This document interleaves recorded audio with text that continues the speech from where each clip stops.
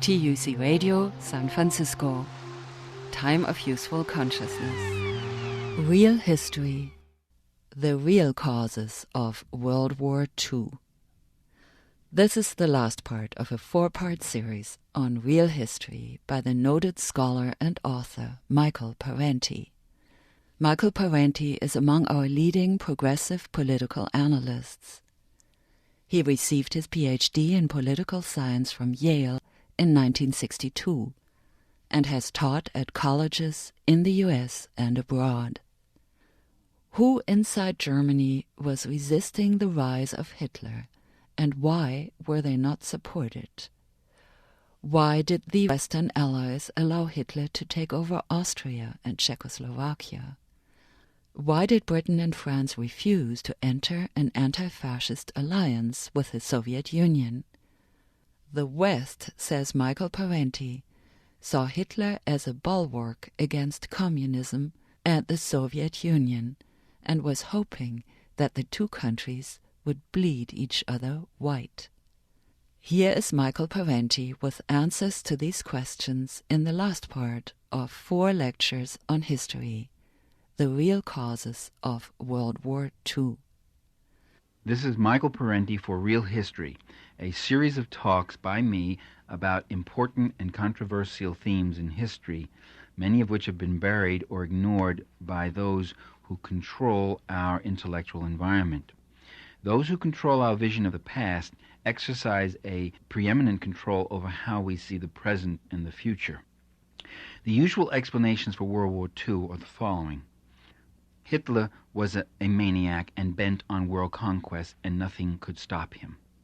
Second, the West tried to avoid war by appeasing him. Third, the Soviet Union entered into an unholy alliance with Hitler in the Hitler-Stalin Pact and collaborated and made possible for him to have his successes. I want to show that all 3 of these statements are misleading and in some respects downright false in their implications. Let's begin with the first one. Hitler could have been stopped. He was not unstoppable, and there were powerful forces in the German army itself that were ready to stop him.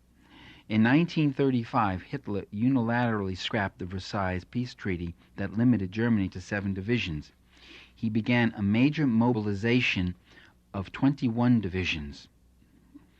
He then told his generals he was going to move toward 36 divisions. His generals were stunned. 7 divisions was woefully inadequate, but this was a mobilization for another total war in Europe. In 1937, Hitler told his general staff that indeed he planned war against France, Poland, and Russia, and it would come sometimes within the next 6 years. In fact, it came within 2 years. Again, Hitler's generals were absolutely flabbergasted about this and really concerned. Another war, a total war against all of Europe, was one that would bring the inevitable defeat and destruction of Germany. Well, what happened was a concerted conspiracy was begun by the German General Staff to kill Hitler and remove the Nazis from power. The Wehrmacht, the German army, would surround and move against the Nazi SS divisions. Key commanders would move their divisions in place and take over the Nazi elite forces. A special commando unit would be set up to storm Hitler's headquarters and kill him. The generals did not see how Germany could fight 2 million French, the entire Polish army, and the small but powerful Czechoslovakian army, not to mention the British, who would be joining in inevitably. To save Germany, they decided to move against Hitler, but they got no cooperation from the West. In 1936, Hitler violated the Versailles Peace Treaty by remilitarizing the Rhineland. England and France did nothing to stop him. Hitler said England and France would do nothing to stop. His generals said it was too risky to move into the Rhineland. England and France proved Hitler right. In 1938, the generals were about to strike. Much of the German general staff was involved. They hated Adolf Hitler. They hated the way the Nazis had treated the German military staff.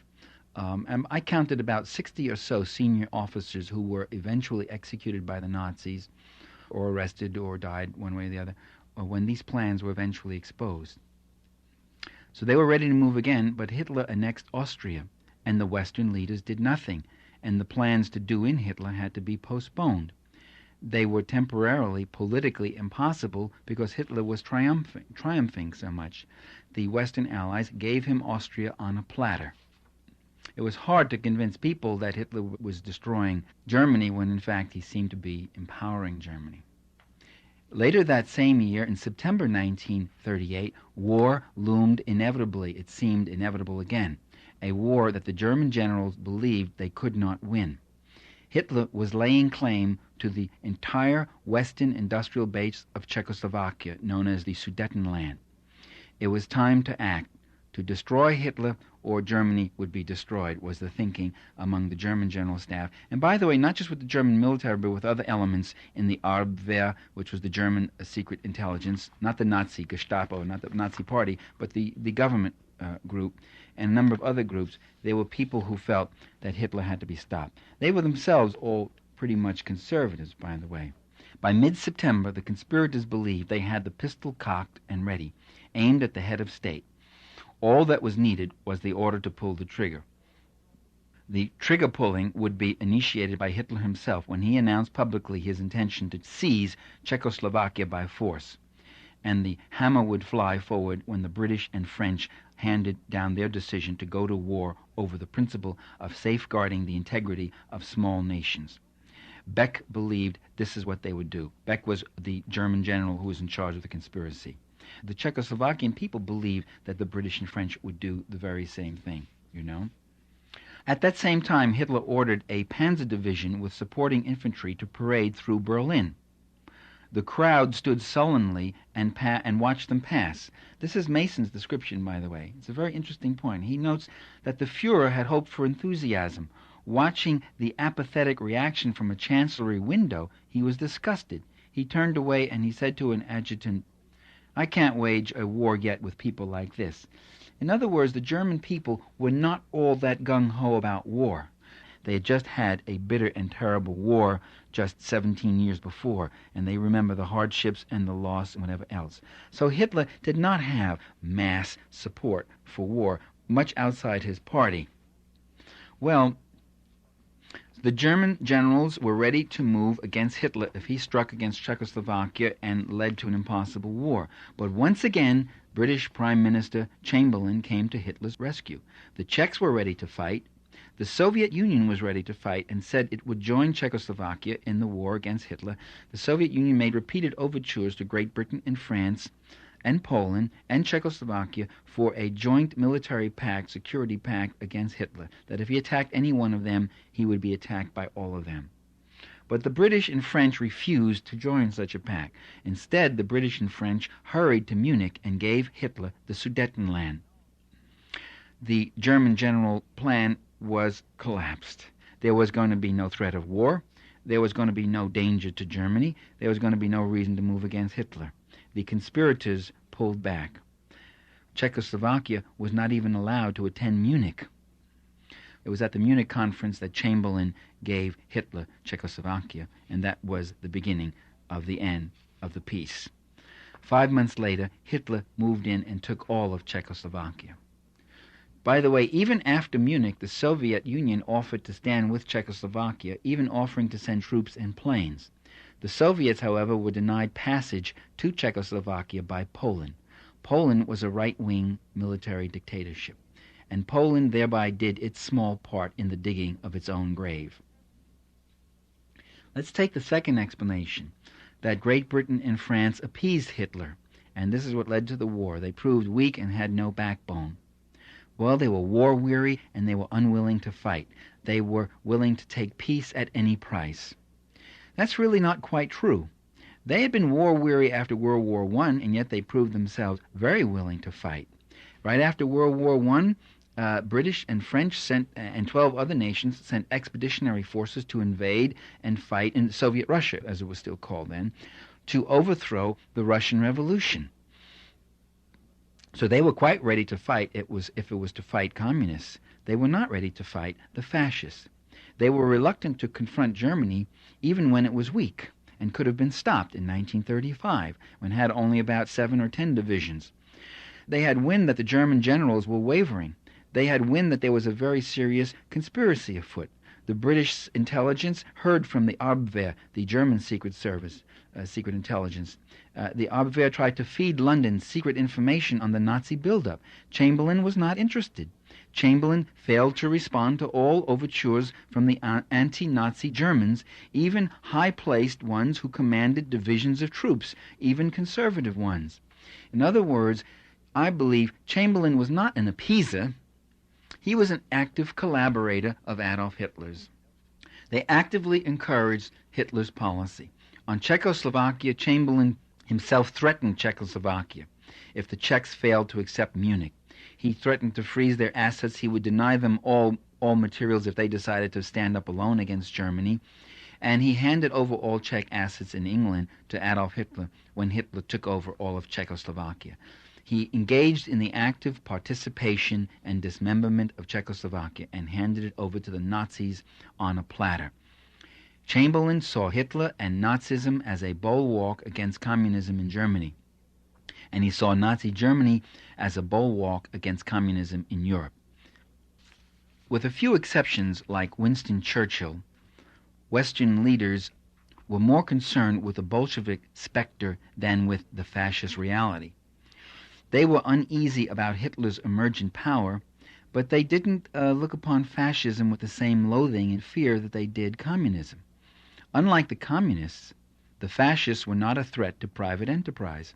If anything, the fascists had crushed socialist organizations in Germany and Italy and had made these countries safer for private capital.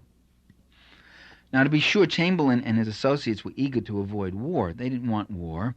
But much of that eagerness arose not from some kind of pacifism, some commitment to peace, or peace at any price, but from a willingness to strike the kind of bargain with a Nazi leader that they would never dream of entering into with the Soviets. The British historian Geoffrey Barakoff argued, quote, Hitler's successes in foreign policy would do less to German rearmament, the deficiencies and limitations of which were known to competent military circles, than to the tacit alliance of powerful reactionary elements in England and France, which, although loath to see a reassertion of German equality, was still more unwilling to check it by military alliance with Soviet Russia, or to run the risk of social revolution in Germany as a result of Hitler's fall. In other words, I'm not saying that Chamberlain necessarily loved Hitler, although there were plenty of leaders in the West who did. There was all sorts of people in America. Henry Ford was an open Nazi admirer, and a number of other American plutocrats, and a number of people in England also. But Chamberlain's feeling was, if I had to choose between Nazism and Hitler, or the risk, even the risk of Soviet influence in Germany, then we will take Nazism. They could much better live with the reality, the horrible reality of fascism, than with the future imagined risk of socialism. Western leaders had never really quite reconciled themselves to the existence of a socialist Russia, and they, at the same time, they did fear Germany's growing strength. So their strategy was to turn Hitler's aggression against the USSR. So it wasn't appeasement. Chamberlain went to Munich because he had a plan, and that plan was to give Hitler what he wanted and then send Hitler east to attack Bolshevik Russia. After all, Chamberlain and his party had just attacked Bolshevik Russia. Let's see, we're talking 1939. They had just been there just 18 years before, 1921, invading Russia and trying to stop the revolution. By the way, this was not an altogether unrealistic plan. Given the rabid anti-communism and anti-Sovietism professed by the Nazi leaders, they were quite ready, and they talked about moving east, you know. The commander-in-chief of the French armed forces, General Gamelin, wrote in his memoirs that one of the aims of the Anglo-French alliance was to bring about a clash between German and Soviet interests. Harry Truman had made that famous statement, we ought to let Hitler and Stalin fight each other until they totally exhaust each other and bleed each other white. Now, in Asia, the United States and Great Britain has had something of the same plan. They did very little to deter Japanese aggressions in Manchuria and China. And here, too, the anticipation was that the Japanese might move against the Soviet Union.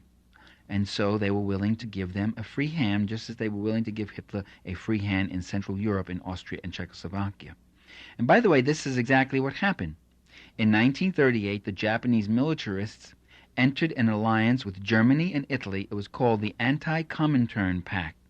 The Comintern was the Communist International, made up of an international association of communist parties, which were heavily under the influence and hegemony of the Soviet Communist Party. The Anti-Comintern Pact, an alliance of three fascist nations, Japan, Germany, and Italy, and they vowed a joint struggle against world communism. The Japanese then attacked the Soviet Union that same year near the Outer Mongolia area, leading to a full-scale war that ended with Japan's suffering 18,000 casualties and military defeat. During all this time, by the way, American corporations continued to expand their investments in German heavy industry, including arms productions. I'm talking about corporations like Ford Motor Company and General Motors. Now let's move to the third proposition, that the Hitler-Stalin Pact, or the Nazi-Soviet Pact, the most talked about treaty in history. By the way, it's still regularly referred to in the U.S. media at every opportunity as a meeting of the devils, about how Hitler and Stalin met and made this alliance. Munich, by the way, is never described as the Hitler-Chamberlain Pact or the Nazi-British Pact, which it was. It's always antiseptically called Munich.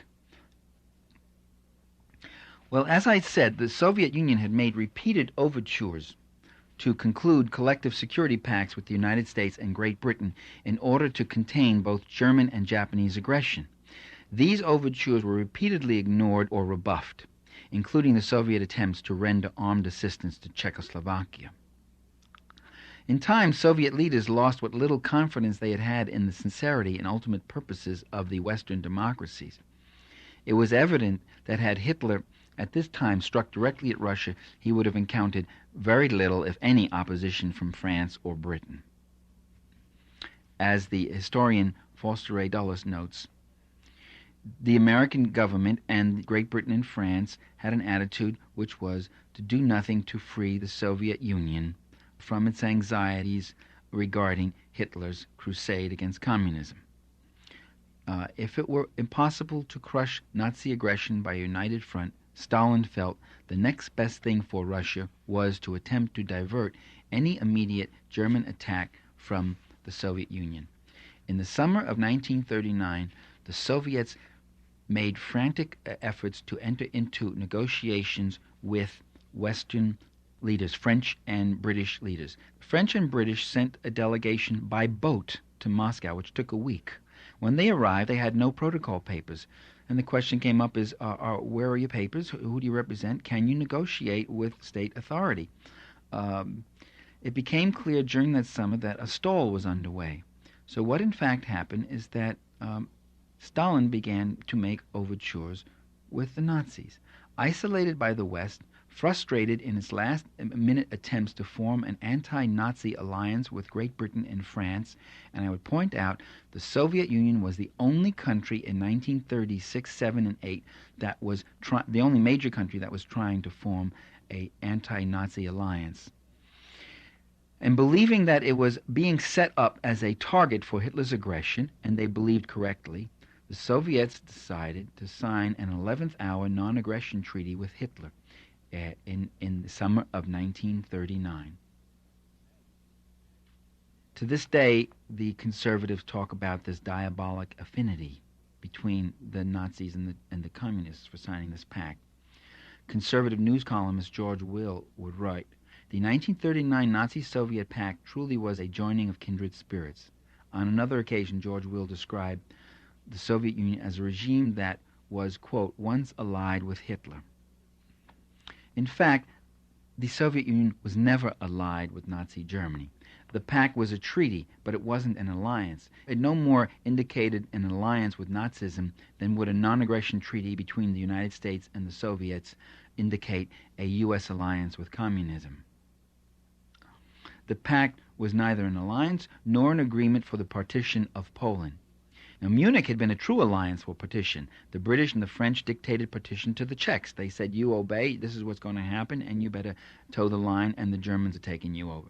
The Soviet government undertook no such action against the Poles. They merely promised to remain neutral, which is what the Poles had always asked them to do anyway. The Poles did not want to enter an alliance with the Soviets against the Germans.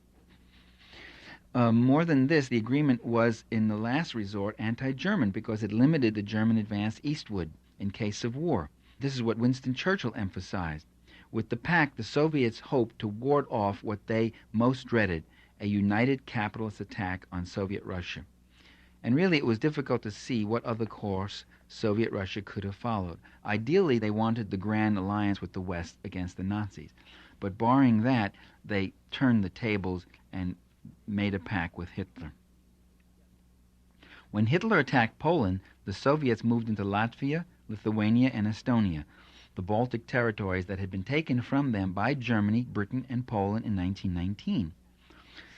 They overthrew the right-wing dictatorships that were in those countries. By the way, today we ought to remember when we hear about Lithuania going back to its democracy, that Lithuania wasn't a democracy. They were right-wing dictatorships that the Western counter-revolutionaries had installed in the Baltic states. The three states were incorporated as three republics into the USSR. The Soviets also took back Western Belarusia, the Western Ukraine, and other areas seized from them and incorporated into the Polish right-wing dictatorship in 1921 under the Treaty of Riga. This has been portrayed as proof that they colluded with the Nazis to gobble up Poland, but the Soviets reoccupied only the area that had been taken from them 20 years before. History offers few, if any, examples of a nation refusing the opportunity to regain territory that had been seized from it. In any case, by reclaiming their old boundaries, the Soviets did draw a line on the Nazi advance. Even after Hitler attacked Poland, and Great Britain and France declared war on Germany, the Western collaboration did not end. And this is a part of the history that's not known, never mentioned by George Will, never mentioned by commentators today, and not mentioned by many historians either. When Hitler struck east into Poland, nothing happened on the Western Front. Now, don't forget, Great Britain and France had just declared war. There were still feelers from London and Paris about making a separate peace with Hitler so that he could concentrate on Soviet Russia. From September 1939, when World War II began, to May of 1940, about 8 months, there was no fighting between Germany and the Western Allies, even though they were at war with each other. The French began to call it la guerre drôle, the funny war, or the droll war, or the lazy war, whatever you want to call it. Others called it the Sitzkrieg, as opposed instead of the Blitzkrieg, it was a Sitzkrieg, a sit-down war. In England and France, it was called the phony war. There was very little fighting. Now, Hitler had every intention of taking on the USSR. That was going to be his final big fight. He wanted the breadbasket of the Ukraine. He wanted the oil fields of Baku. He wanted to destroy the communists. But he had to widen his base before attacking the Soviet Union. And so he took Denmark and Norway. He invaded them in April of 1940.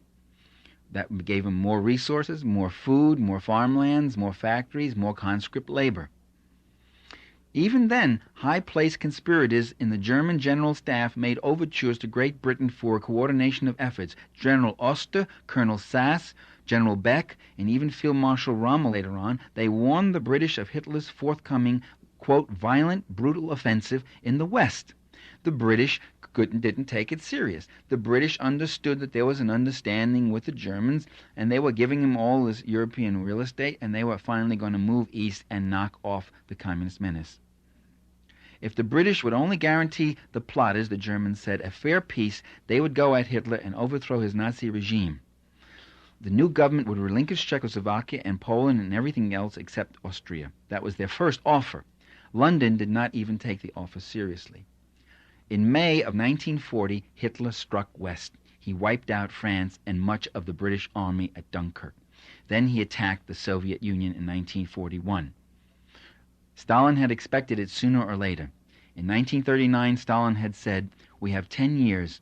In 10 years we have to do what Britain did in 100 years. and there came to forced industrialization, as Soviet Russia built a whole new industrial base east of the Urals, an industrial base which eventually outproduced Hitler in tanks, planes, and artillery. 80% of the German casualties were on the Eastern Front. The scale and ferocity of the fighting was unparalleled in the West, or in any modern warfare ever. There was nothing in the Western Front that could compare to the Battle of Stalingrad, involving millions of troops, the Battle of Leningrad, where 2.5 million Soviets died, the Battle of Kursk, involving tens of thousands of tanks, the Battle of Warsaw, which took 2 months, the Battle of Berlin, where 3 million Soviet troops were arrayed against 1.5 million German troops, with almost 1 million casualties by both sides. Most discussions in the West about World War II focus on the Western War, which is about 1/5 of the actual war, and ignore the scale and horror and heroism of the Eastern Front. Most discussions in the West about the eve of World War II give us the usual blather about the Hitler-Stalin Pact and say little about the active collaboration of the right-wing Tory government, about the Hitler-Chamberlain Pact.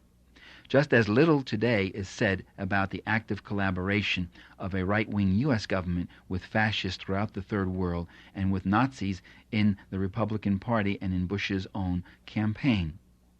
The fascists are okay because they defend private property and corporate investments. It's the communists that are the menace, according to those who own the world. Those of us who want democracy might want to think about this a little more seriously. This is Michael Parenti for Some Real History. That was Michael Parenti with the last part of a 4-part series on history, the real causes of World War II. Michael Parenti is an internationally known author and lecturer. He's one of the nation's leading progressive political thinkers and has taught at colleges in the US and abroad. You can get information how to order a copy of The Real Causes of World War II. That includes the lecture on the myth of the Founding Fathers, the Spanish-American War, and the functions of fascism by calling us. You can find out more about real history on TUC Radio's website, www.tucradio.org. That's tucradio.org. Look under newest programs. TUC Radio is free to all radio stations. Your tape or CD order is our only support and is essential for keeping us on the air. Call us toll-free anytime at 877-TUC-TAPE for information on how to order. You can get your tape or CD by mail or credit card, by phone or on the web. Our toll-free phone number 877-TUC-TAPE translates into 1-877-882-8273. My name is Morea Gilardin. Thank you for listening. Give us a call.